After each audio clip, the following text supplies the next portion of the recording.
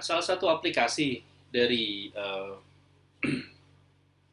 konsep linear momentum atau momentum linear dari system of particles itu adalah bagaimana kita bisa menggunakannya pada kasus hamburan atau tumbukan.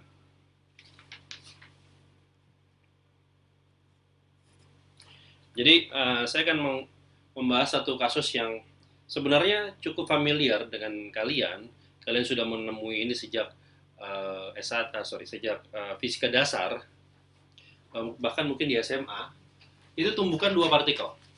Satu partikel bermasa M1, satu lagi partikel bermasa M2. Nah, setupnya seperti ini. Setupnya saya punya partikel bermasa M2 yang diam, saya jadikan dia sebagai target. Ya. Saya punya partikel bermasa M1 yang bergerak menuju ke M2 dengan kecepatan V1. Jadi V1 adalah kecepatan partikel 1, V2 kecepatan partikel 2, dan V2 pada kasus ini 0, karena diam. Nah, setup seperti ini kita namakan kerangka acuan laboratorium atau lab frame. Kenapa dinamakan lab frame? Karena pada banyak kasus hamburan partikel elementer, misalnya di akselerator, ya, atau di sinkrotron, setupnya adalah kita tembaki satu target yang diam dengan partikel-partikel. Seperti pada kasus sebelumnya, di materi sebelumnya ketika membahas mengenai hamburan Rutherford, saya punya secara mikroskopik punya inti atom emas yang diam, relatif diam, dan saya punya partikel alfa helium yang bergerak membombardir target. Ya. Jadi kenapa dinamakan lab frame? Karena setup di laboratorium, akselerator atau sinklotron itu pada umumnya seperti ini. Satu objek diam, kita namakan target, kita bombardir dia, kita tembaki dia dengan partikel-partikel yang biasanya lebih kecil. Dari situ kita meninjau observable-nya. Pada kasus scattering kemarin kita melihat bahwa observable yang kita ukur adalah differential cross section. Nah, oke, kembali ke setup ini, hamburan seperti ini atau tumbukan seperti ini sudah jamak Anda sebagai mahasiswa fisika temui, ya. Yang mungkin tidak familiar adalah bahwa sekarang saya mengasumsikan dinamikanya tidak hanya pada satu dimensi, ya. Kalau di SMA atau di fisika dasar mungkin dinamikanya satu dimensi. Jadi ada tumbukan, maka setelah tumbukan dia bisa terhambur balik di garis vektor yang sama, ataupun kedua partikel ini menempel dan bergerak satu arah. Kedua kemungkinan tersebut tetap memenuhi bahwa geraknya di garis vektor yang sama, jadi satu dimensi. Dan di sini kita asumsikan bisa lebih dari satu dimensi, ya, umumnya. Contohnya misalnya pada kasus bola biliar, ya kan? Kalau anda memainkan biliar, maka mayoritas hamburan yang terjadi itu pada bidang biliar, dua dimensi, tidak hanya pada satu garis. Oke. Nah, jadi ini adalah before collision, ini before-nya, ini after-nya, ya. Before saya punya dua partikel, satu diam. After, setelah terjadi hamburan, keduanya terhambur. Setelah terjadi tumbukan, keduanya terhambur pada bidang. Saya asumsikan secara generik hamburannya seperti ini, ya. Setelah terhambur, M1 akan mengambil kecepatan V1 aksen, M2 akan mengambil kecepatan V2 aksen.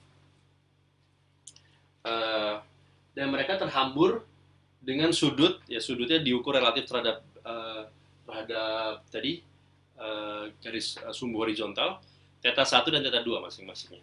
Dan di sini tidak ada asumsi bahwa theta 1 harus sama dengan theta 2. Ya. Besar theta 1 dan theta 2 kan ditentukan dari kecepatan partikel dan massa partikel. Di sini punya hubungan bahwa saya namakan theta 1 ditambah theta 2, ini saya namakan theta saja. Oke, jadi theta adalah sudut total hamburan atau sudut total yang dibentuk oleh vektor V1 aksen dan V2 aksen. Nah, kalau saya meninjau center of mass dari sistem tersebut, ya, center of mass dari sistem tersebut, maka Anda lihat sebelum tumbukan, saya bisa menghitung center of mass-nya. Center of mass-nya ini hanyalah R besar dot, ya, sama seperti tadi. Ini berarti dia hanyalah MI dikalikan VI, ya kan, dibagi MI. Ya. Nah, karena V2-nya 0, maka kecepatan pusat massa pada frame lab ini diberikan oleh M1 per M1 plus M2, keduanya dikalikan dengan V1. Ya. Ini kecepatan pusat massa pada kerangka laboratorium seperti ini.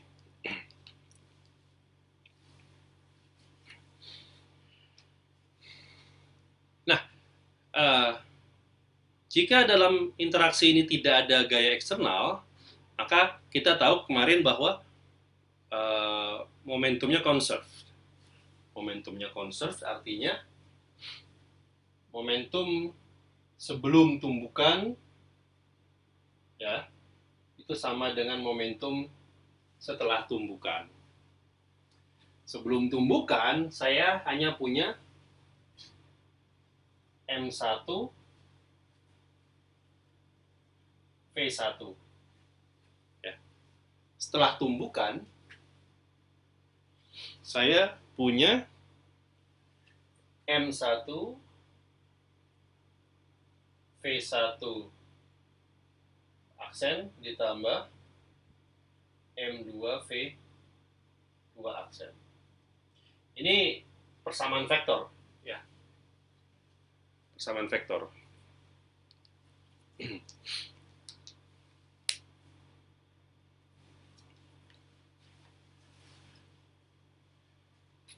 Karena momentumnya conserve, maka dari persamaan ini kita bisa menyimpulkan bahwa ketiga kecepatan ini, kecepatan sebelum dan kecepatan setelah tumbukan, ini berada pada bidang. Ya, kalau Anda melihat, misalnya pada bidang papan tulis, misalnya bidang papan tulis ini seperti bidang biliar, seperti papan biliar. Saya punya bola yang saya sodok untuk mengenai bola kedua, maka Anda lihat gerak semua bola tersebut hanya pada bidang tersebut, bidang XY katakanlah. Artinya kalau Anda sodok tidak ada bola yang menuju ke sumbu Z. Ya. Jadi geraknya hanya pada bidang XY atau pada bidang. Nah, ini persamaan momentumnya. Demikian pula kita punya persamaan energi. Persamaan energinya diberikan oleh, karena ini sistemnya tidak ada, misalnya saya asumsikan bahwa kedua bola tersebut berada pada bidang, dan saya bisa mengukur energi potensial, bisa diukur dari bidang tersebut. Dengan kata lain, tidak ada perbedaan energi potensial, sehingga hanya ada energi kinetik di sini. Maka energi kinetik sebelum tumbukan adalah M1 V1 kuadrat, ya. Setelah tumbukan, saya namakan Q di sini. Setelah tumbukan saya punya setengah M1 V1 aksen kuadrat ditambah setengah M2 V2 aksen kuadrat. Nah, apa itu Q? Q di sini adalah besaran energi yang yang saya tulis di sini untuk take into account, untuk memperhitungkan jika seandainya energi tidak conserve. Ya. Kita tahu pada kasus tumbukan tanpa gaya eksternal, momentumnya pasti conserve, tapi energinya belum tentu conserve. Ya. Energinya bisa conserve, bisa tidak. Kalau yang energi conserve, kita namakan apa? Lenting sempurna. Kalau yang tidak conserve, sebagian ada koefisiennya, koefisien yang menghitung loss of energinya, ya, koefisien restitusi kalau nggak salah. Jadi Q di sini kalau Q-nya 0 berarti energinya conserve. Berarti energi kinetiknya sebelum dan sesudah itu kekal. Kalau Q tidak 0 ya berarti ini di sini memperhitungkan ketidakkekalan tersebut.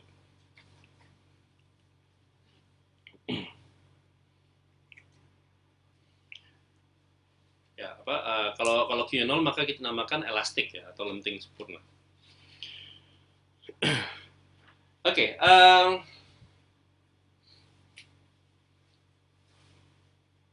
saya akan asumsikan bahwa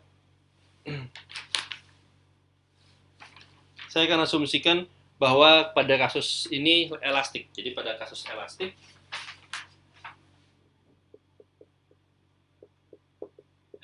berarti Q-nya 0. Oke. Pada kasus elastik Q-nya 0, maka saya punya M1V1 kuadrat sama dengan L setengah M1V1 aksen kuadrat ditambah setengah M2V2 aksen kuadrat.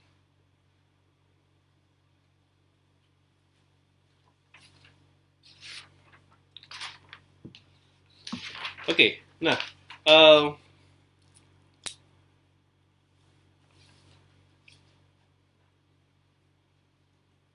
sekarang kembali ke persamaan momentum. Kalau saya dot produkkan persamaan ini dengan dirinya sendiri, paham ya? Jadi kalau saya punya M1V1 didotkan dengan M1V1 lagi, ya, jadi ruas kiri didotkan dengan dirinya sendiri, konsekuensi di ruas kanan apa? Di ruas kanan berarti saya punya ini didotkan dengan dia, ya kan? Di sini saya punya M1V1 aksen plus M2V2 aksen dot dengan dirinya sendiri, ya. M1V1 aksen plus M2V2 aksen. Di ruas kiri saya punya M1 kuadrat V1 kuadrat, ya kan, V1 dot V1 adalah V1 kuadrat. Di ruas kanan saya punya sama di sini M1 kuadrat V1 aksen kuadrat, tulis M2 kuadrat V2 aksen kuadrat plus suku-suku silangnya, ya. Dan suku-suku silang ini bernilai 2 kali, ya kan.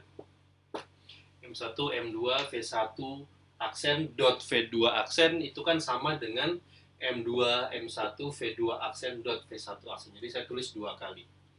2 M1 M2 V1 aksen dot V2 aksen. Oke, jadi ini hasil mendot produkkan persamaan momentum dengan dirinya sendiri.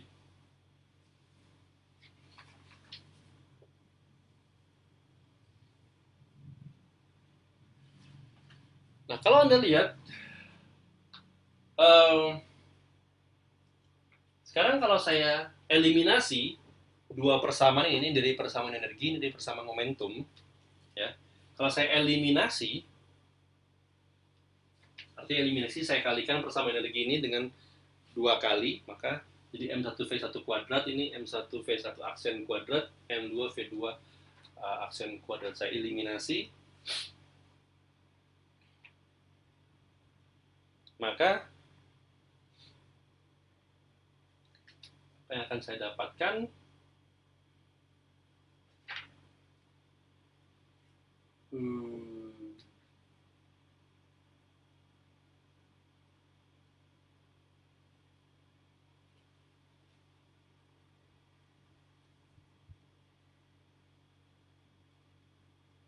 Oh sorry, di sini M1 dan M2-nya tidak pangkat ya. Jadi cara mengeliminasi adalah saya kalikan persamaan energi dengan 2M1.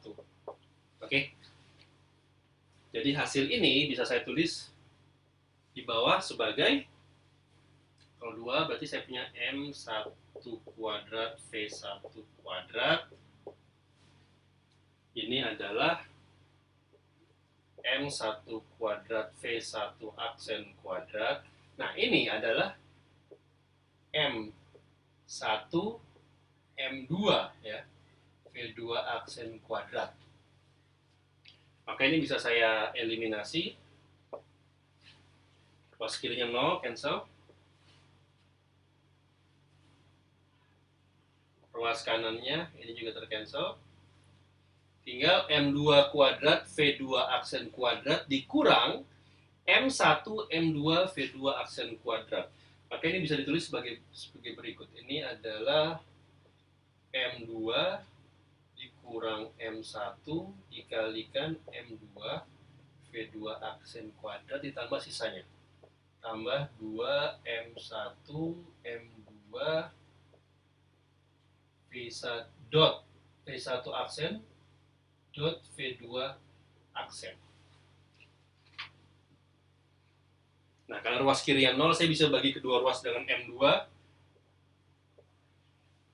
Maka M2-nya tercancel. Saya tulis di sini.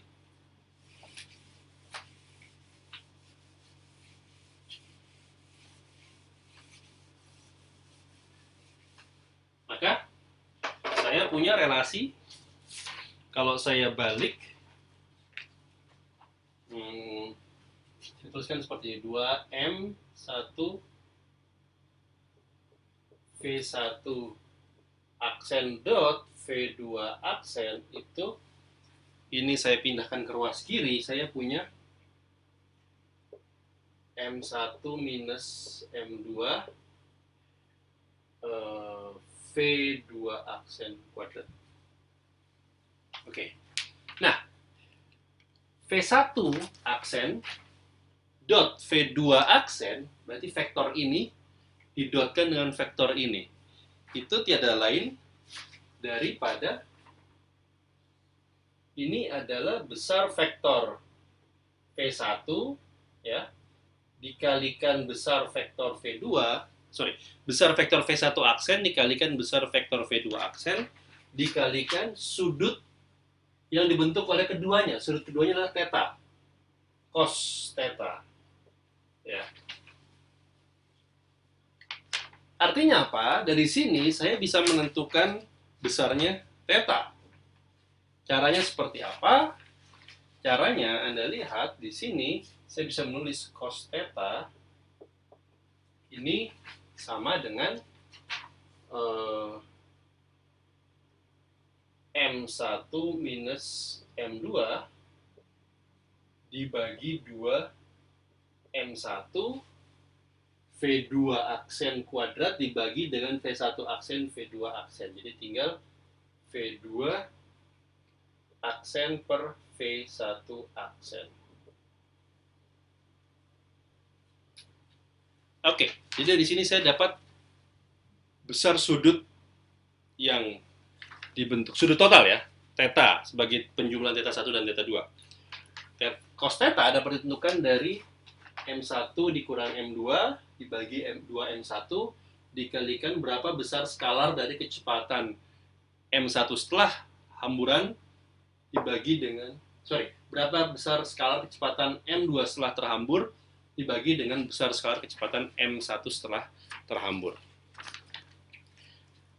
Oke, jadi ini adalah sudut hamburan berdasarkan analisis kita dari sudut pandang kerangka acuan laboratorium.